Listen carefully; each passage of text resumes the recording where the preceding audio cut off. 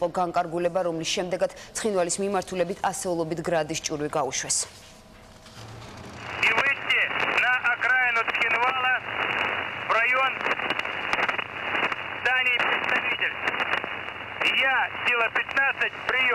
ეს 8 აგვისტოს სავარაუდოდ როკის გვირაბთან დაჭერილი რადიო სიგნალია. აუდიო ჩანაწერში კარგად ისმის რუსი ოფიცრის ხმა, რომელიც 693, 135 საარტილერიო პოლკებსა და რეაქტიულ დივიზიას ცხინვალზე თავდასხმის ბრძანებას აძლევს.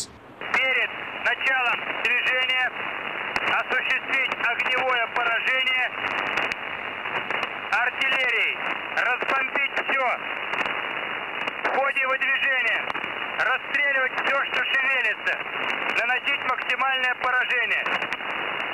კიდევ ერთ მტკიცებულებას იმისა, რომ ცხინვალი რუსულმა არტილერიამ და ავიაციამ გაანადგურა, რუსულ ინტერნეტ ფორუმზე გამოქვეყნებული ინტერვიუა. გრადის ოპერატორი დენისი, რომელიც ფოტოზეა გამოსახული, ჟურნალისტთან საუბარში ღიატყვება, რომ უკვე 8 აგვისტოს გენერალიტეტის დავალება ცხინვალის საარტილერიო შტურმით აღება იყო. ჯარისკაცის ინტერვიუდან ისიც ირკვევა, რომ მხოლოდ მისი მართვის ქვეშ მყოფი მანქანიდან ცხინვალს ოკუპანტებმა 120 გრადის ჭურვი ესროლეს. Ему рассказывали люди, которые сидели в этих градах, что для того, чтобы выбить грузинские войска из Цхинвали, они осуществляли бомбежку градом грузинских позиций. Аромату Цхинвали იყო ეს იყო სამშვიდობოების დისლოკაციის ადგილი, როგორც ვერხნი გარადოკი, ისე ნიქოზის სამშვიდობო ჩვენი შტაბის ზედ მიაყოლეს.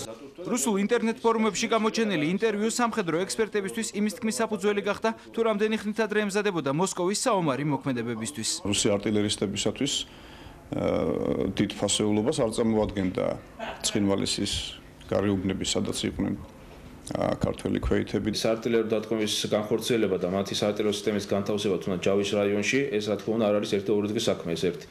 მეორე, ამას თავისთავად ჭირდება შესაბამისი, ასე ვთქვათ, წინასწარი მომზადება. ანუ სადაზვერვო ნაწილების დაუშვათ გაგზავნა, შემოგზავნა, რომელიც გააკეთებენ კორექტირებას. ოკუპაციური ჯარების მიერ განხორციელებული საარტილერიო დაბომბვის შემდეგ რამდენიმე ათეული ადგილობრივი მოსახლე დაიღუპა, კიდევ უფრო მეტი უსახლკაროდ დარჩა. ეს აუდიო ჩანაწერები და კიდევ უამრავი ფაქტობრივი მასალა სავარაუდოდ უახლოეს მომავალში ევროკავშირის საგამოძიებო კომისიას წარედგინება.